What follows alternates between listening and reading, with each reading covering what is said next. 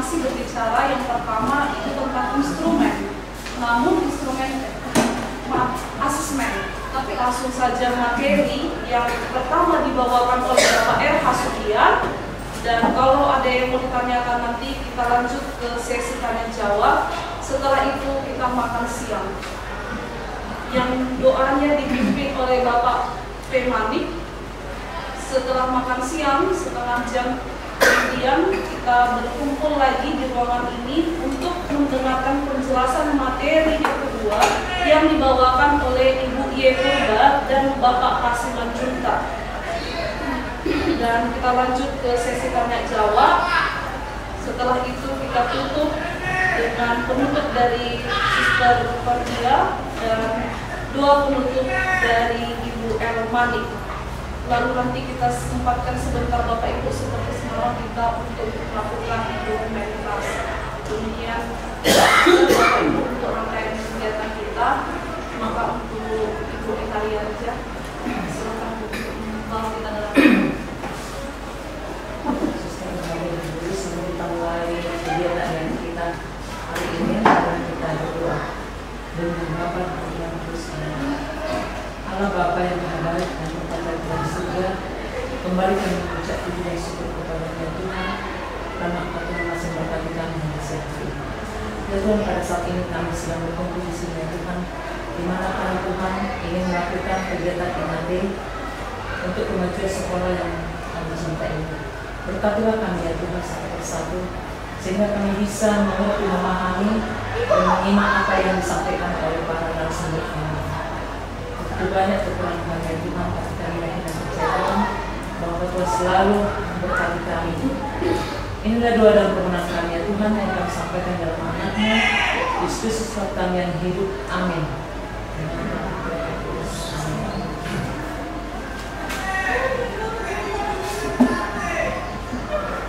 Selanjutnya kita akan mendengarkan penjelasan materi yang pertama oleh narasumber kita yaitu Bapak R. Hasudian.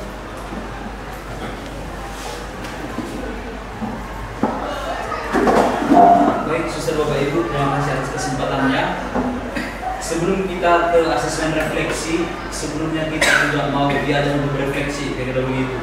Refleksinya apa? Yaitu guru sebagai formator, guru sebagai pemformat, kira-kira begitu. Formator, formare, yang dari bahasa Latin yang artinya membentuk supaya lebih kokoh, lebih kuat. Itu.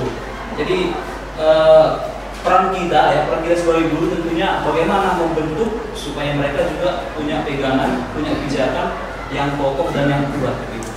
Guru ya dalam istilah Jawa itu dari dua kata digugu dan ditiru.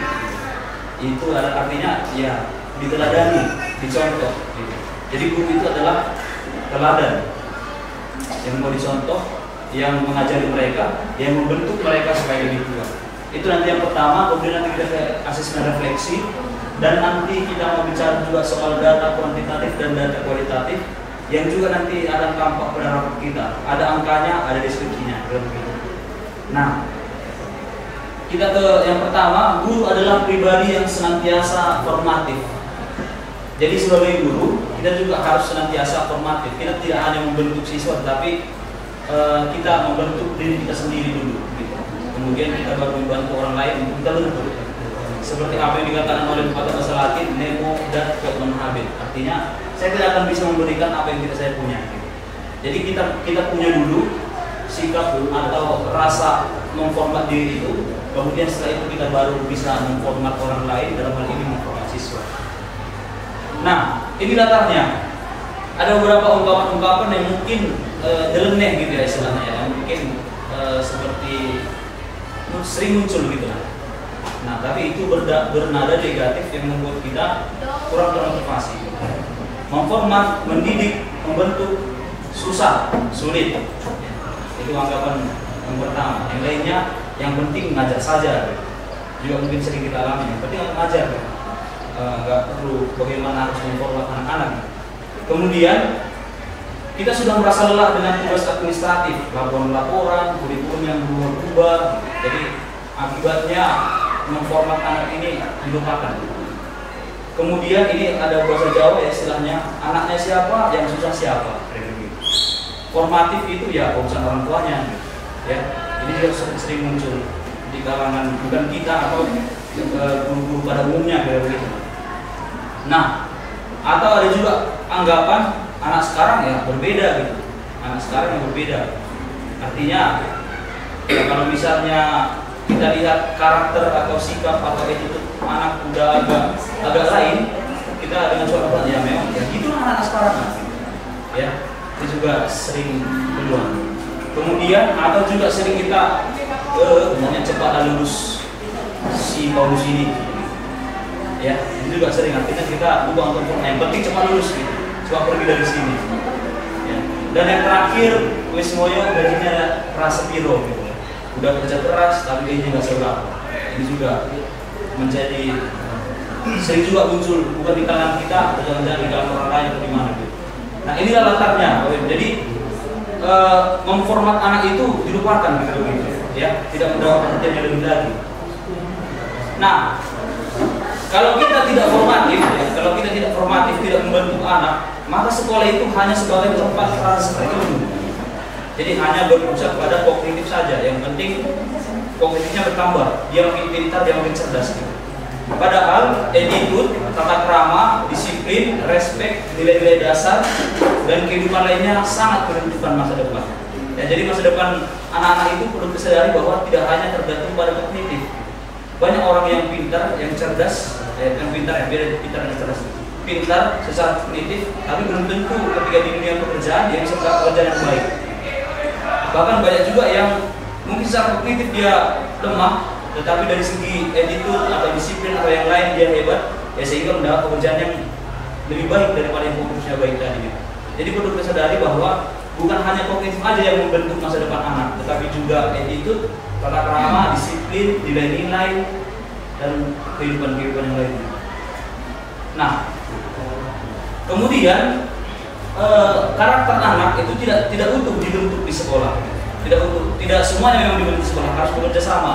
Kita juga mungkin banyak dari kita sebagai guru juga sebagai orang tua gitu ya. Jadi perlu juga disadari bahwa karakter si anak itu nggak cukup dibentuk hanya di sekolah gitu. Nah, ada beberapa kasus yang mengagetkan ya, kekejian kekerasan di kalangan remaja sekolah yang mungkin beberapa bulan terakhir sering kita dengar. Misalnya adalah orang tua sang ayah yang memperkosa anak tirinya yang masih remaja, ada yang tega membunuh anaknya yang masih remaja, macam-macam. Ya, itu juga termasuk berarti kalau orang-orang yang psikologi menilai berarti dia dulu waktu di sekolah bapaknya itu atau yang melakukan kekerasan itu ya berarti tidak dididik secara etikut, tata krama dan lainnya, sehingga ketika dia menjadi seorang ayah dia tega berbuat seperti itu. Jadi yang seharusnya didapat seorang anak itu dengan keluarga adalah pembinaan, mengarahkan hidup mereka menjadi lebih baik, justru yang mereka terima hal yang seperti itu. Berikutnya, nah inilah tantangannya zaman sekarang memang. Energi yang terbatas, artinya ini juga menjadi tantangan untuk memformat anak gitu, kira-kira. Ya. Energi yang terbatas, makhluk sumber daya manusia, urusan rumah tangga, gereja, masyarakat lainnya ya. Kita sering disuguhkan dengan urusan rumah tangga, urusan kita di adat, ya. Kalau kita orang Batak yang sering ya. Nah kemudian kita pekerjaan juga termasuk, sehingga lupa juga memformat anak ini ya, entah dia sebagai guru atau sebagai orang tua di rumah begitu. Nah kemudian tantangan yang berikutnya adalah anak yang tidak mau mendengarkan atau sulit mendengarkan, ini juga tantangannya. Nah kemudian individualis yang tinggi di era ini ya, mau tidak mau maka kita juga harus menerima realitas ini gitu, bahwa individualis di zaman yang sekarang ini itu lebih banyak gitu lah, lebih ke arah individualis memang anak-anak. Ya, pertanyaannya, apa kita akan berikan kursi peninggi yang sama?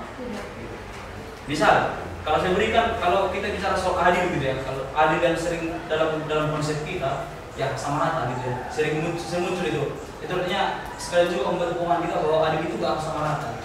Nah, kita berikan satu kursi, ya sama rata, tapi belum adil. Karena kalau kita berikan satu kursi sama dia, makin lebih tinggi lagi dia. Ini si Adam ini ya, nggak akan sama juga, kan nampak dia nggak bisa dia nonton sepak bola yang sama. Ya. Maka prinsip yang adil yang sebenarnya adalah kita kasih si A 5 kursi, kita kasih ini 4, kita kasih 3, kita kasih dengan 1.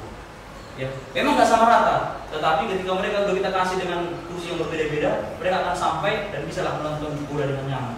Ya, karena udah lewat dari segininya tempo itu udah enak lewat nonton. Ya, ini analoginya yang pertama. Ini juga termasuk analogi.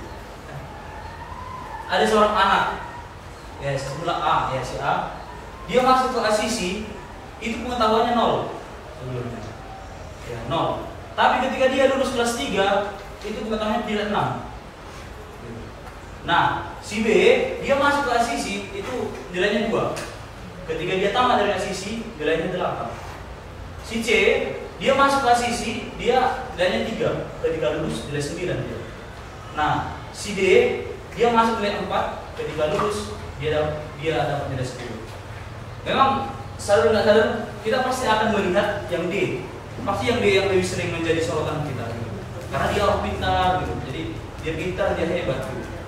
Sehingga kita lupa yang di bawahnya ini sebelumnya, yang mendasari mereka, gitu. Ya. Artinya Bapak Ibu, si Marcel masuk dengan 0, tetapi dia ketika dia misalnya tamat di kelas 3 dia dapat nilai 6, itu udah sama kemajuannya dengan si B, si C, si D. Kalau kita lihat intervalnya kan gitu ya, beda-beda 6 semua, 0 ke 6, 2 ke 8, 3 ke 9, 4 ke 10. Sebenarnya perkembangannya sama, gitu. Cuman latar mereka yang berbeda, gitu ya. Nah, jadi analogi ini itu untuk membantu kita memahami inklusi dan diferensiasi. Nah, inklusif ya, artinya pendidikan bagi semua orang.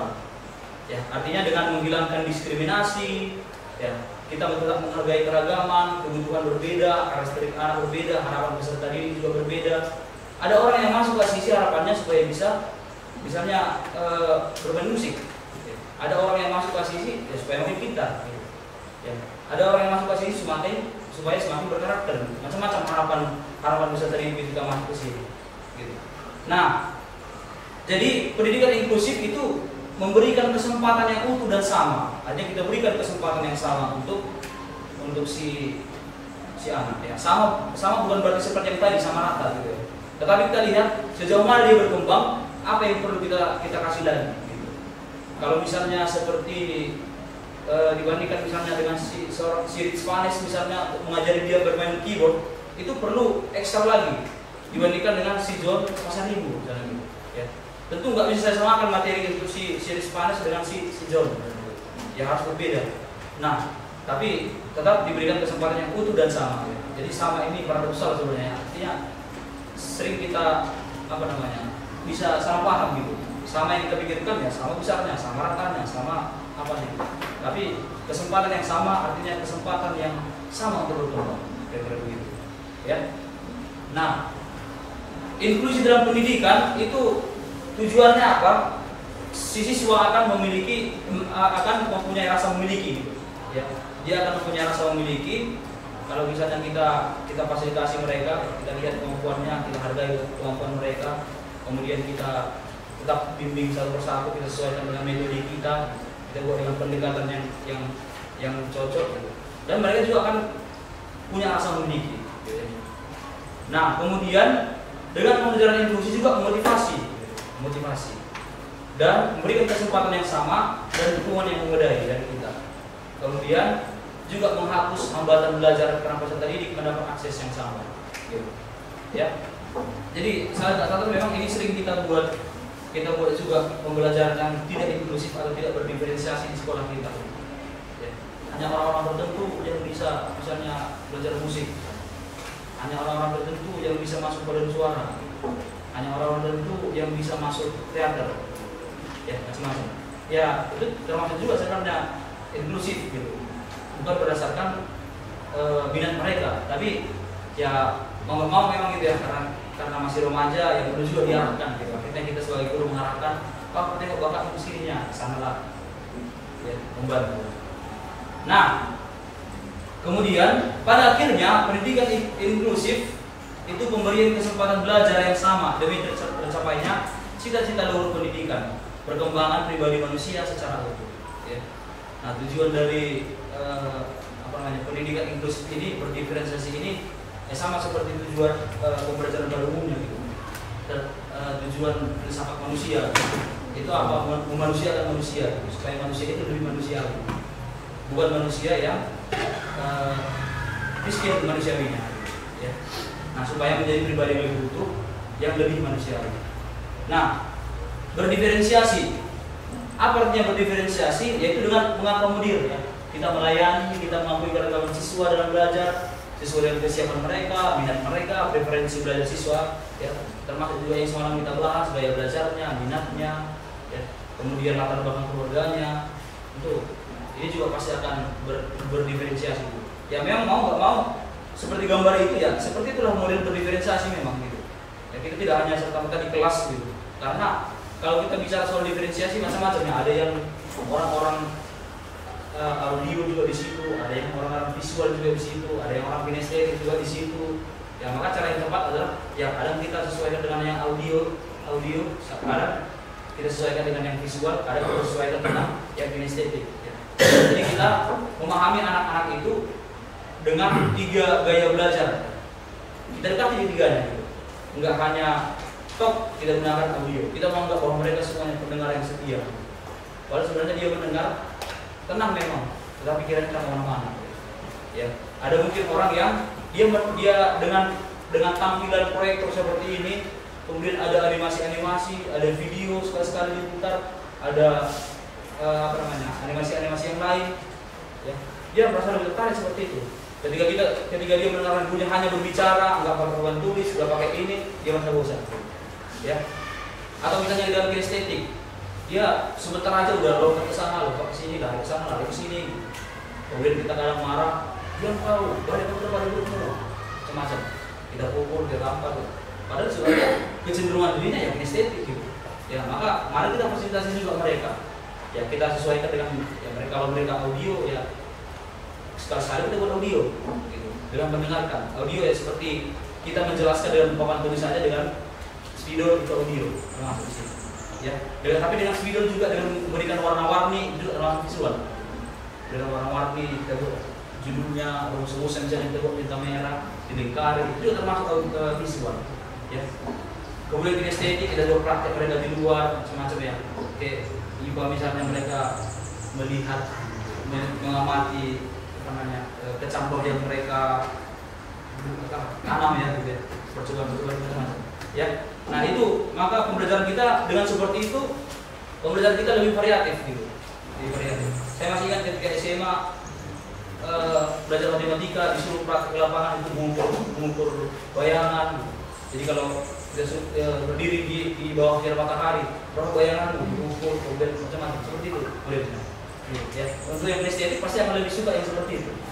Nah, kemudian ya tujuan akhirnya itu memaksimalkan perkembangan peserta didik ya, supaya perkembangan mereka itu maksimal. Seperti yang kita lihat di gambar ini ya, di kelas ya mereka disuruh buat tempe goreng lah semacamnya, atau dibuat misalnya cara sambal atau pelajaran prakarya mungkin, atau pelajaran-pelajaran yang lain.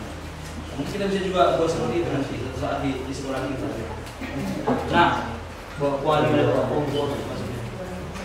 Nah, maka dengan inklusi dan diferensiasi ini, Bapak Ibu, seorang guru memahami keragaman, ya, keanekaragaman peserta didik, kesiapannya, minatnya, preferensi belajarnya, ya.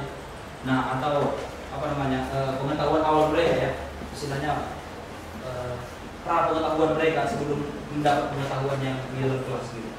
Nah, kemudian seorang guru juga memahami menyiapkan proses pembelajaran yang beragam dengan pengalaman atau kesempatan belajar sebanyak mungkin. Nah, akhirnya dengan seperti itu anak-anak itu pasti akan lebih happy belajarnya, ya, lebih tenang belajarnya daripada siswanya belajar dengan tertekan, takut.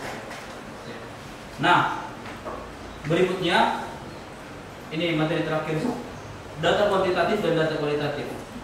Nah, raport kita, penilaian kita itu kita gunakan keduanya, kuantitatif dan kualitatif. Ya, kuantitatif kalau bicara soal kuantitatif berarti kita bicara soal angka-angka numerik gitu ya. Jadi ada angka-angka bilangan-bilangannya yang bisa kita hitung, misalnya dia 8, nilai 8, 7, 9 itu data kuantitatif. Nah, sedangkan kualitatif nanti lebih kepada deskripsinya, kata-katanya gitu. Nah, kuantitatif, data yang disajikan numerik ya. Contohnya skor pengerjaan ulangan, jawaban kuesioner, itu kuantitatif. Karena data bersifat numerik, maka data tersebut mudah diolah dan dianalisis.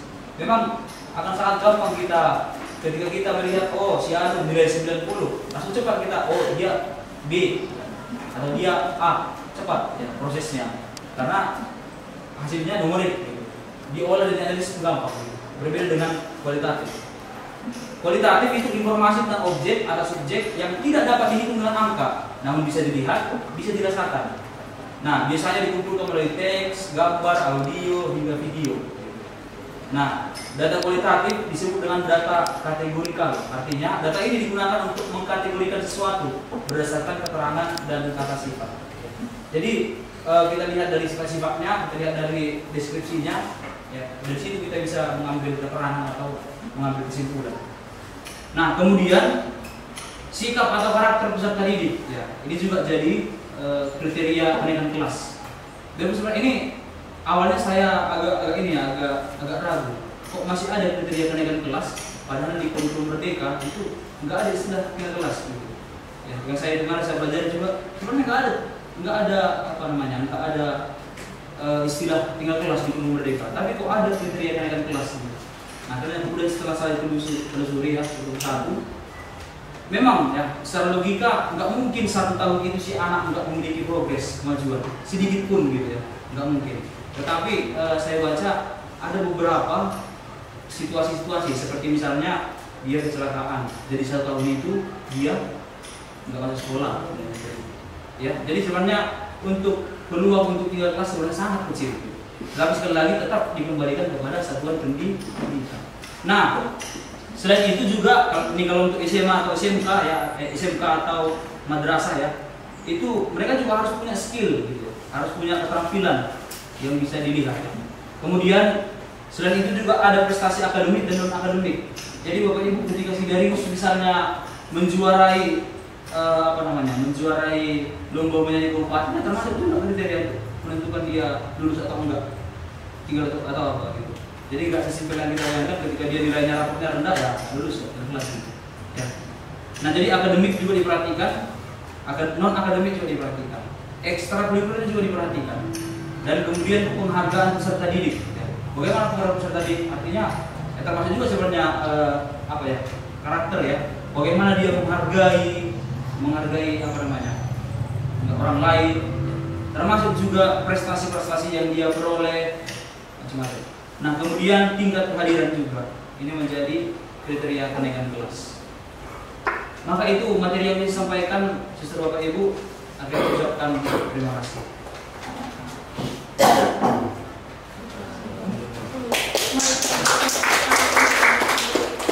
Kalau boleh nggak usah terbanyak pertanyaan dan makan siang. Kita masuk dalam sesi tanya jawab. Jika ada hal yang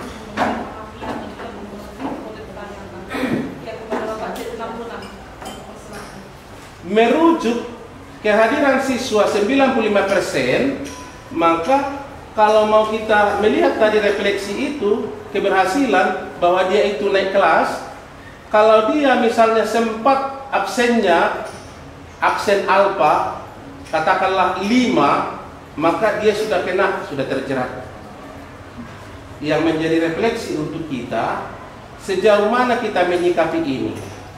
Karena inilah dia tidak lulus, karena inilah dia tidak naik kelas, atau sebaliknya, beranikah kita gara-gara ini tinggal kelas. Nah, ini barangkali sekali lagi saya tidak bertanya justru, tapi saya tertantang dengan ini. Idealnya sebenarnya harus itulah komponen-komponen itu yang mau kita apakan.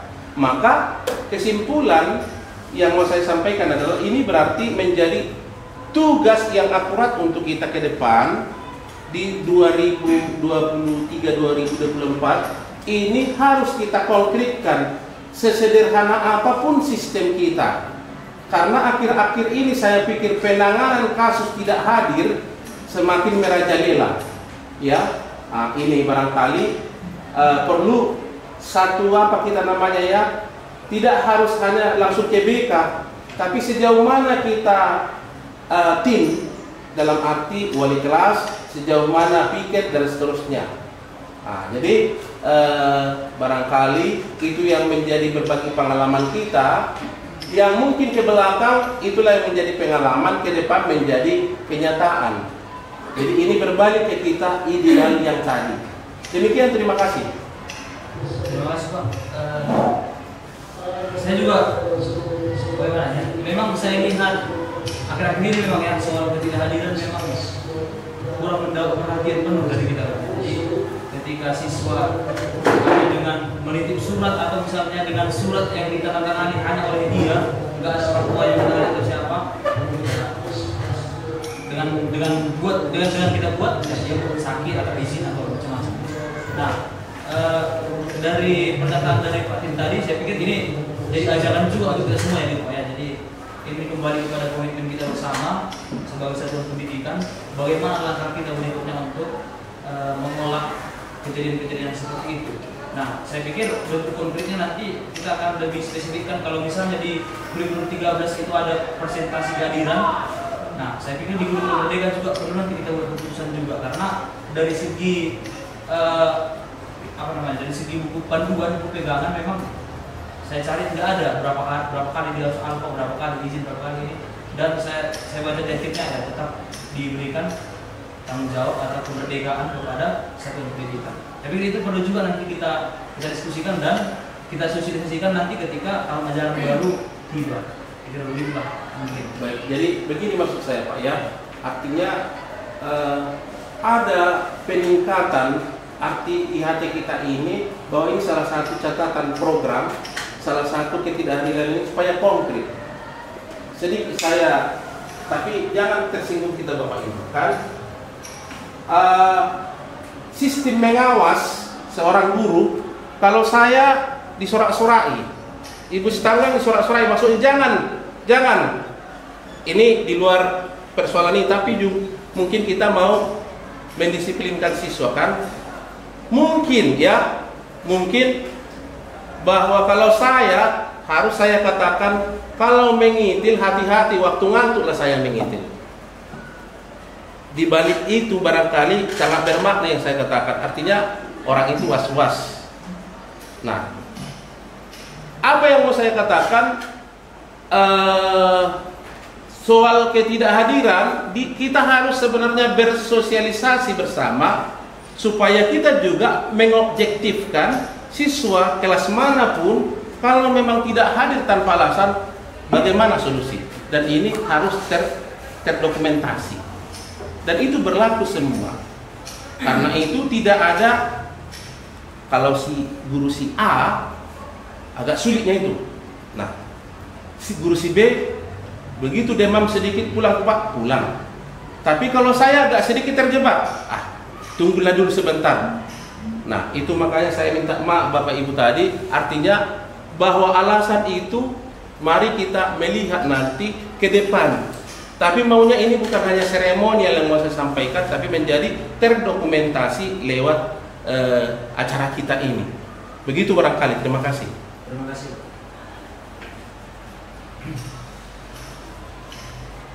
Oke. Saya pikir itu nggak perlu kita put apa lagi ya, karena itu masukan untuk kita semua salah juga.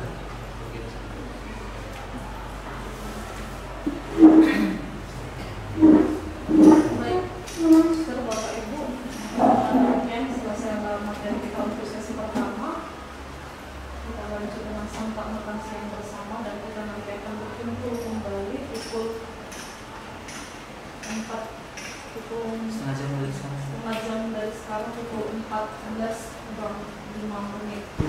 Maka waktu dan kesempatan ini kami berikan kepada Ibu. Baik, terima kasih kepada moderator. Selamat sore kepada siswa dan Bapak Ibu yang hadir di sini. Saya akan membawakan materi manajemen proyek, tetapi perlu kita ketahui bahwa ini bukan hal baru sebenarnya bagi kita.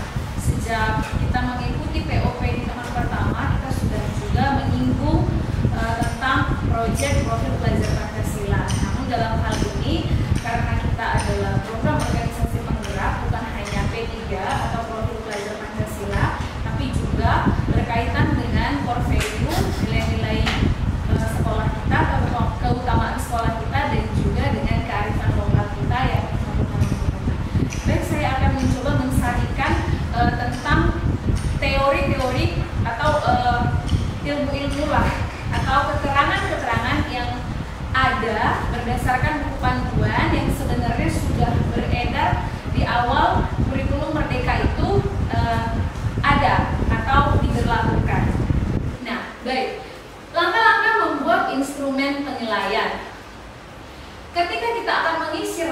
support project, kita perlu instrumen seperti yang udah dijelaskan Pak Rahmat sebelumnya. Apapun sebenarnya penilaian itu harus ada instrumennya ya. Kita membuat nilai itu sebenarnya ada instrumennya. Nah, begitu juga dengan project ini. Langkah yang pertama ketika kita membuat instrumen penilaian. Jadi langkahnya yang pertama, kita baca lagi modul project masing-masing. Kita masih punya ya. Nah, setelah kita baca, kita amatilah. Di sana akan ada dimensi yang duduknya itu setara dengan nilai inti dan kearifan lokal. Sekali lagi saya perlu ingatkan, bukan hanya PPP, tapi juga ada core value dan kearifan lokal. Jadi ada 3 yang duduknya itu sejajar, setara. Dari mana kita bisa lihat itu? Dari modul yang sudah kita desain sendiri. Di mana nampak itu? Di pemetaan. Pemetaan yang ada pada modul kita. Pemetaan target pencapaian project.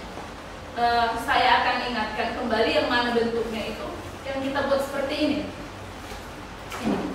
Kita kan pernah mengerjakan ini ya, tahun lalu ya. Ada, dan ini masuk ke dalam modul kita. Kita lihat itu dari sini. Nah, oke. Lalu saya kembali lagi. Setelah itu, setelah kita pahami nilai-nilai apa yang mau kita capai di dalam proyek kita, kemudian kita buatlah pernyataan atau pertanyaan dari hasil pemetaan nilai-nilai tadi untuk dijawab oleh siswa.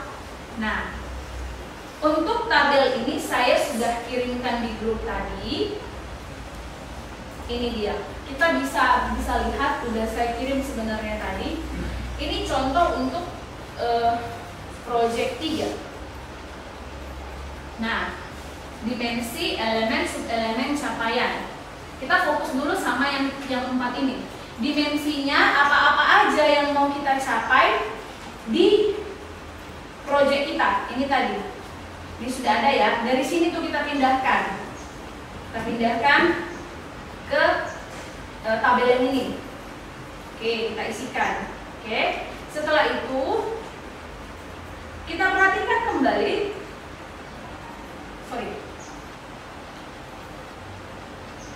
Subvariabel. Ini isinya elemen, dimensi, keutamaan, nilai turunan. Nah, itu kita isikan dari mana? Dari tabel yang tadi juga. Dari sini. Nih. Ini kan sudah ada. Semuanya sudah ada sebenarnya di modul kita. Kita isikanlah ke tabel yang sudah saya kirimkan di grup tadi. Di sini ini ada contohnya. Yang saya kirim tadi contoh untuk proyek 3 sampai kepada capaian. Udah kita isi semua Bapak Ibu. Kita buatlah daftar pertanyaan atau pernyataan. Bisa pertanyaan ya Pak Ramut ya. Bisa pertanyaan, bisa juga pernyataan. Oke. Nah, jadi berapa yang harus kita buat? Nah, semua kan kita masukkan nilainya. Misalnya untuk proyek 3 ada 3 pelajar Pancasila, nilai dimensi profil pelajar Pancasila. Contohnya tadi berkebinekaan global, bergotong royong, bernalar kritis. Untuk nilai core value-nya ada terbuka, kemudian ada hormat. Untuk kearifan lokalnya ada ambarita dan petualang. Nah, kita akan buat dia menjadi pertanyaan dan pernyataan sesuai dengan pemetaan tadi. Oke. Sampai situ bisa ya Bapak Ibu ya. Kemudian setelah itu di rapot proyek kita di sini kan sudah ditentukan input nilainya itu untuk satu nilai atau satu dimensi adalah 4. Karena kita pakai 4 rentang 1, 2, 3, 4. Oke. Kalau misalnya dia 1 belum berkembang, 2 mulai berkembang, 3 berkembang sesuai harapan, dan 4 sangat berkembang. Jadi pertanyaannya pun untuk satu nilai ada 4. Bisa kita paham? Bisa ya? Jadi gini, maksud saya gini. Ini tadi kan sudah kita isikan. Oke. Si berkebinekaan global ini sudah kita isi variabelnya, subvariabel, indikator, dan capaiannya. Lalu di masing-masing ini sehingga dapatlah 7. Jadi di satu nilai itu 4 maksimal pertanyaannya. Kenapa? Karena yang mau kita nilai nanti di rapot kita kan dimensi yang mau kita capai. Ya kan? Nilai berapa dia? Misalnya kebinaikan global nilainya 4. Kalau 4 dia berarti sangat berkembang. Maka pertanyaannya pun maksimal itu 4 untuk satu nilai. Oke. Terus setelah kita desain pertanyaannya, dapatlah punya kami itu 28 pernyataan. Misal, saya mengenal budaya Simalungun dengan baik. Anak-anak akan menjawab antara ya dan tidak. Oke. Sesuai dengan yang sesungguhnya lah, yang dialaminya sendiri. Setelah itu sampai 28 pertanyaan, kita buatlah dia menjadi bentuk instrumen seperti ini.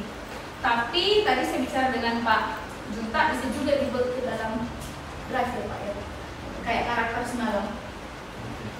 Jangan mempermudah Bapak Ibu sebenarnya. Jadi anak-anak akan mengerjakan ini dengan online supaya tim project nanti tidak capek memasukkan satu-satu. Misalnya kan ada 28 pertanyaan, berarti si Andreo akan kita masukkan sampai 28 nilainya. Baru si Albert sampai 28, itu kan memang memakan waktu ya. Jadi kalau misalnya nanti Pak Junta bisa membantu kita mendesain itu, jadi kita tinggal copy aja. Ini nanti dibuat di dalam drive, anak-anak menjawabnya di drive, kemudian bisa di-download, lalu tinggal dimasukkan ke hasil angket yang ini. Ini dia. Jadi nilai yang di atas ini berkebinekaan global, bergotong royong, bernalar kritis, terbuka, hormat, ambarita, dan tutualang. Ini adalah nilai-nilai yang mau dicapai di proyek 3. Jadi misalnya si berkebinekaan global, soal nomor 1, 2, 3, dan 4.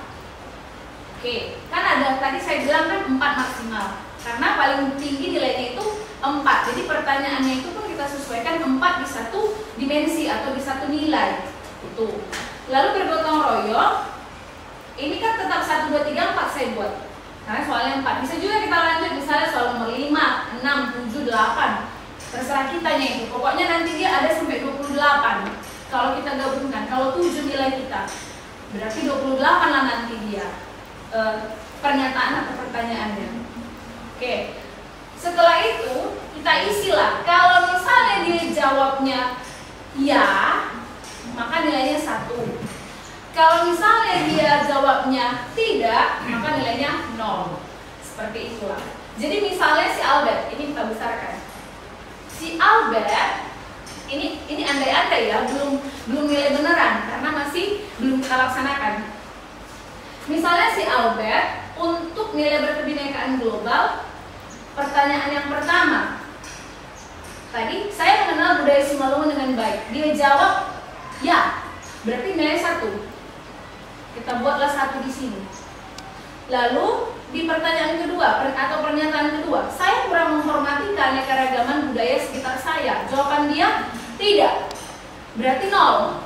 Ini kita isikan 0. Begitulah seterusnya sampai 28. Nah, jadi setelah kita isikan ini semua, Bapak Ibu, barulah kita masuk ke rapot. Ke rapot project. Jadi kalau kita sudah punya tabel seperti ini, kita tinggal copy nanti ke rapot. Untuk rapot akan dijelaskan lebih lanjut oleh Bapak Senajunta. Sudah, silakan. Karena itu berhubungan ya Bapak Ibu. Jadi yang saya bawakan dengan yang dibawakan Pak Junta itu berhubungan. Saya alurnya, Bapak ini aplikasinya. Silahkan Pak dijelaskan. Baik, seperti yang diterangkan ini tadi, nanti kita masukkan ini instrumen pernyataan ini ke Google Drive. Kenapa ke Google Drive? Karena nanti hasilnya bisa ke Excel dengan Excel. Jadi kita bisa mendapatkan hasil Excelnya sehingga kita bisa memasukkannya ke input nilai. Di sini.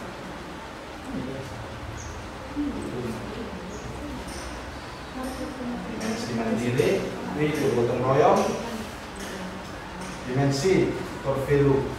Satu lagi apa? Kearifan lokal. Iya.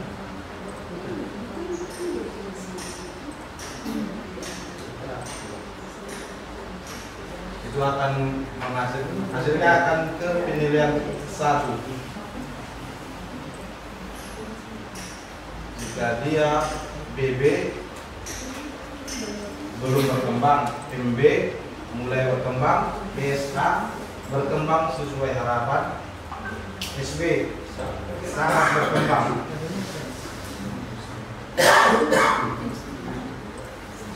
Setelah kita mendapat nilainya, kita pergi ke proyek.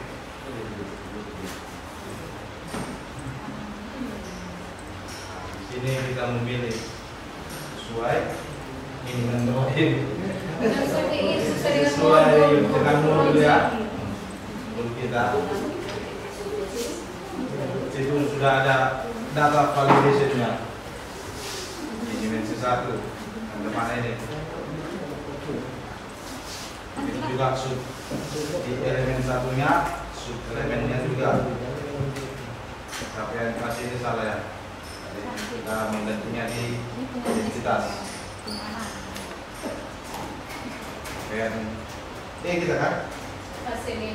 CD ya.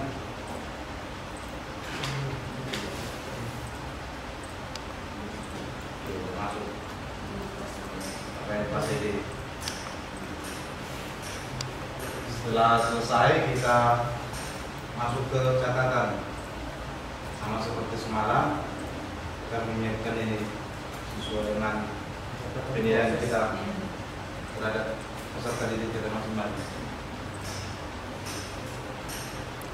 Setelah itu kita cetak rapor.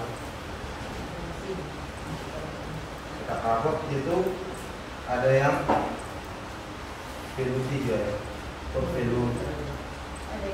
Ada yang 2, ada yang 3.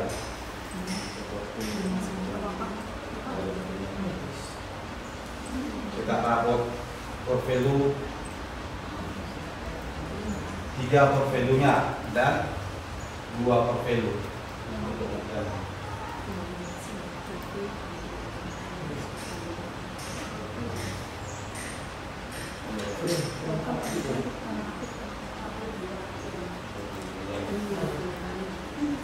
Untuk menjalankannya, mari kita buka dulu aplikasi rapor kita.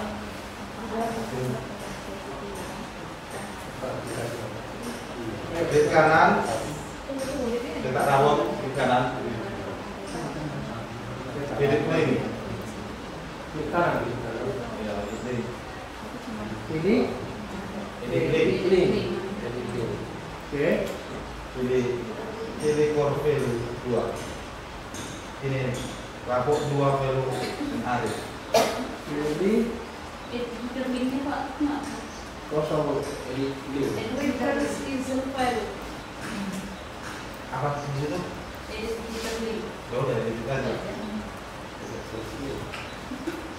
Yang dipilih apa tadi Pak? Rapor 2 value and hari. Rapor 2 value Oke. print area. Oke. Ada yang mau ditanya Bapak Ibu? Setelah dipilih tadi tampilannya jadi kayak mana? Tampilannya kliklah dulu itu, pasti langsung ke Masuk ke sheet cetak rapor 2. Jadi kayak gini kembali ke sini. Ya, udah kembali situ kan. Tadi kan belum bekerja linknya, masih kembali klik dia langsung masuk ke sheet. Jadi kita dapat langsung kembali ke dalam.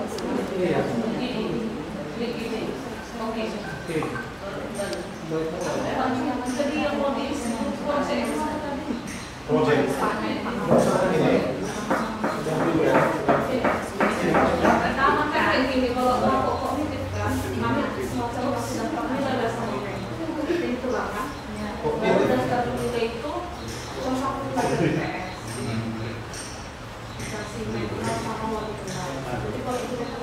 gini, kalau grup project pertama dengan tim projectnya buat dulu instrumennya. Oke, selesai instrumennya kasih 4 juta dan dimasukkan ke Google Drive, kan? Baru kita kasih linknya itu sama anak-anak supaya dijawab anak-anak. Lalu kita download lah nanti hasilnya itu, kita masukkanlah ke input nilai pun boleh langsung, mana nih?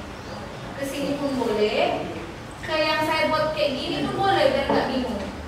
Oke, sebelum masuk ke rapor, input nilai. Iya, input nilai.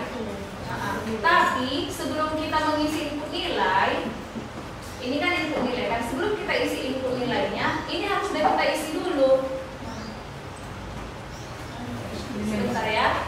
Nah, ini harus kita isi dulu sesuai dengan yang mau kita capai. Misalnya kan apa dimensinya, apa elemennya, apa subelemen. Ini kan tinggal milih-milih kita kan. Nah, misalnya yang pertama bergotong royong. Lalu elemennya apa? Ini kan tinggal milih-milih. Misalnya kolaborasi.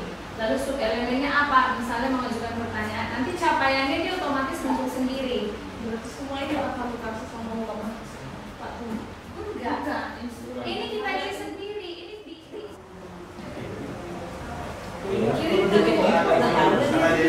Kirimkan ke CSC. Jadi karena laptop itu nggak bisa masuk ke sini. Enggak ada. Mau celukin kalian buat beli barang. Jadi kita bilang dia nggak cocok ke sini masuk ada Bapak Ibu, saya ingin menjelaskan atau menanyakan begini. Kalau menurut pemahaman saya kan ada beberapa capaian pembelajaran di situ. Dan satu capaian tadi kan kita minta 4 pertanyaan. Berarti apa yang kita minta di capaian itu seperti indikator zaman dahulu misalnya kan itunya yang kita tanyakan karena itu indikasi kita. Bukankah seperti itu? Supaya jangan kita maksudnya sulit membuat kalimat gitu. Tapi perlu juga kita perhatikan dimensinya, karena kan ini kan nilai berhubungan dengan karakter juga kan. Jadi kan kayak inilah untuk capaian SMP, memahami pentingnya melestarikan dan merayakan tradisi budaya untuk mengembangkan identitas pribadi, sosial dan bangsa Indonesia serta mulai berupaya melestarikan budaya dalam kehidupan sehari-hari. Jadi capaian ini kan datangnya dari modul proyek kita. Yang dari modul proyek kita itu kan datangnya hanya dari PPP, hanya dari dokumen profil belajar Pancasila. Nggak kena nanti dia kearifan lokalnya sama core value-nya. Jadi kalau hanya capaian itu yang kita pakai, karena capaian itu yang kita buat di modul itu masih dari pemerintah itu. Gitu. Jadi kan kita harus gabungkan juga dia dengan nilai apa yang mau kita capai. Iya, nilai apa yang mau kita capai di proyek kita gitu. Iya, hampir mirip. Makanya perlu kita capaian perlu kita mirip petakan dengan indikator. Hanya indikator yang dimaksud adalah masih bersifat umum. Kalau ini kan indikator dalam arti tanda petik harus dia kolaborasi mulai dari kebinekaan sampai ke apa kan kira-kira gitu ya.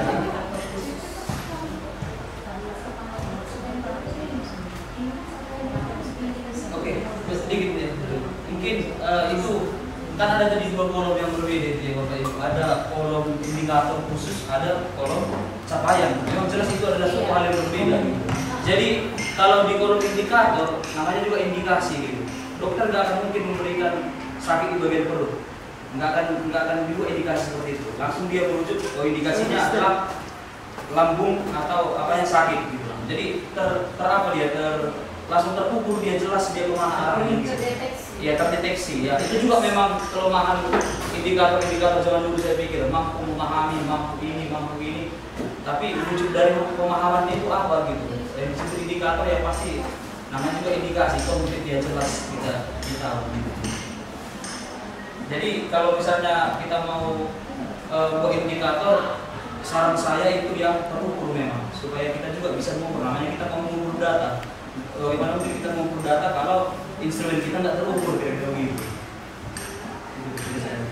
Soalnya memang di indikator kita ini udah ada dari modul. Jadi modul kita itu kita pindahkan ke sini kan. Jadi nanti ketika kita membuat modul proyek berikutnya, misalnya kita perhatikan lagi bahasa indikatornya itu di proyek berikutnya lah di tahun ajaran baru seperti itu. Jadi untuk saat ini biar kita gabungkan juga dengan nilai yang mau kita capai. pernyataan dan pertanyaannya tadi. Gitu. Kalau hanya tidak mengacu sama capaiannya itu, kurasa nggak kena nanti di keutamaan dan nilai turunan ya, hanya di capaian. Untuk kelompok 3 boleh udah mungkin gitu. Oh kesibuk katanya kelompok 3 belum mungkin. Oh yaudah ini aja. Kapan dulu aku pada sekolah sekolah? Kapan satu lagi? Iya sekolah lah. Kapan misalnya? Harus ke depan jangan paruh menjelaskan.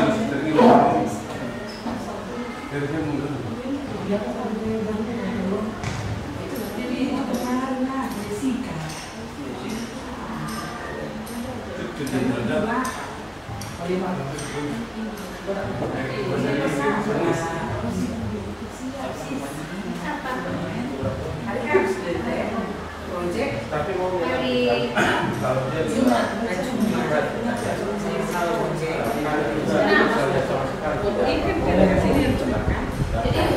rencananya akan jatuh pada waktunya, ya kan? Harus turun kalau supaya kalau bagaimana kelompok 3 siapa yang mau presentasikan? Nggak miss lah. Kelompok 3. iya dari sini dari Nah, saya.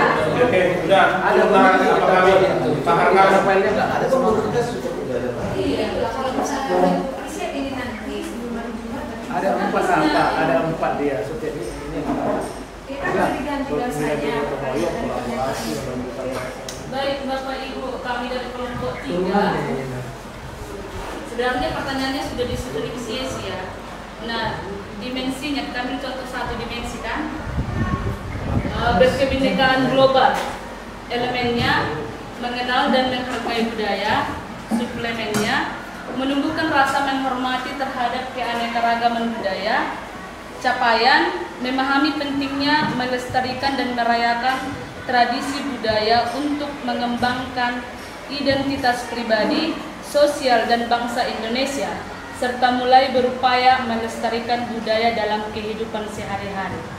Nah, ini sudah ada pertanyaan, tetapi karena tadi kita dijelaskan Pak Ramot harus ada positif negatifnya ya kan Pak, maka kami coba memperbaiki tadi sedikit, kalau kurang pas bisa kita perbaiki lagi ya sama-sama ya Bapak Ibu. Nah yang pertama di situ saya mengenal budaya Simalungun dengan sangat baik, itu ke positif. Ya, yang kedua saya kurang menghormati keanekaragaman budaya sekitar saya, ini negatifnya. Yang ketiga, saya mampu melestarikan budaya dalam kehidupan sehari-hari adalah hal yang penting. Iya, positifnya. Yang keempat,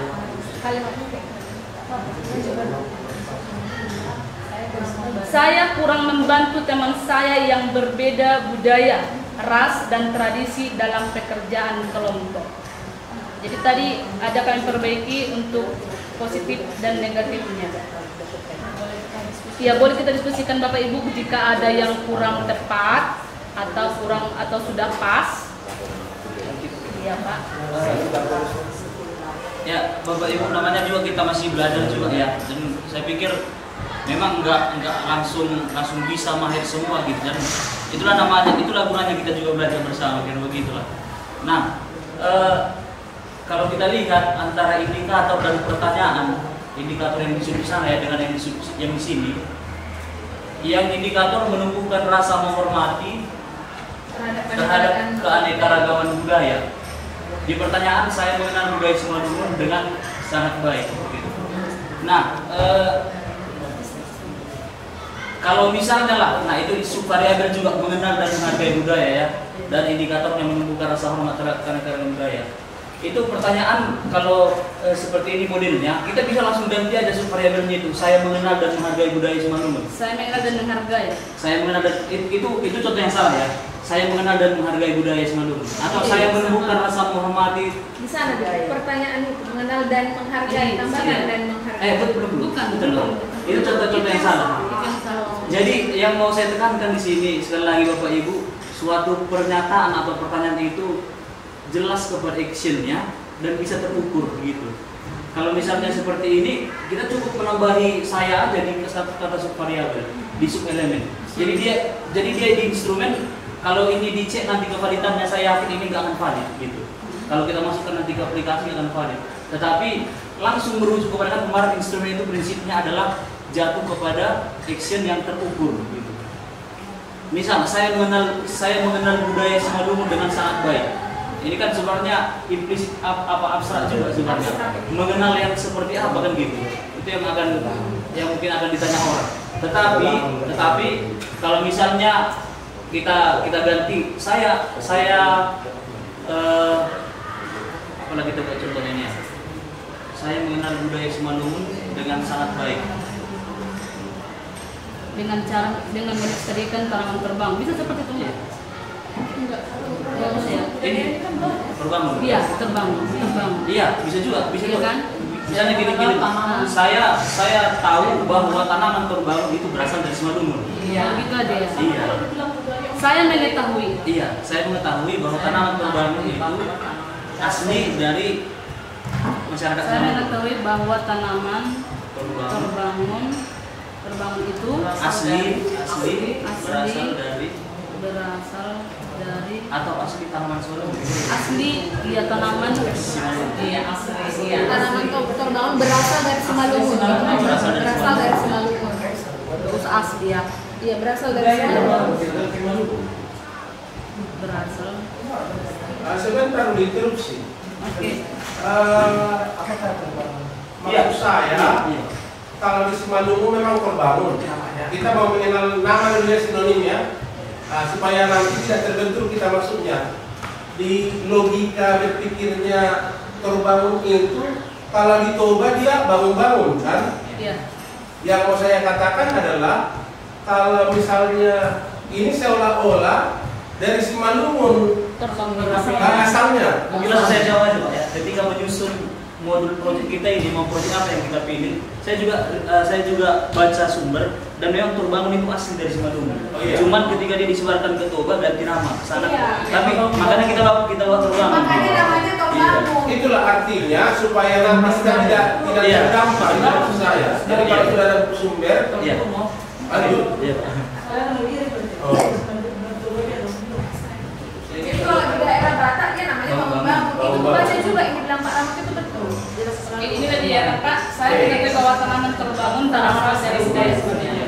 Kalau unprovernya Berasal dari daerah Simalungun ya, bukan budaya Simalungun. oh daerah ya. Daerah ya. Berasal dari daerah.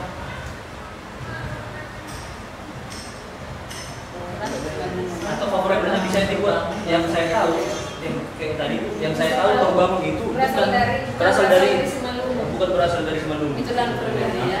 Buatlah nomor 2.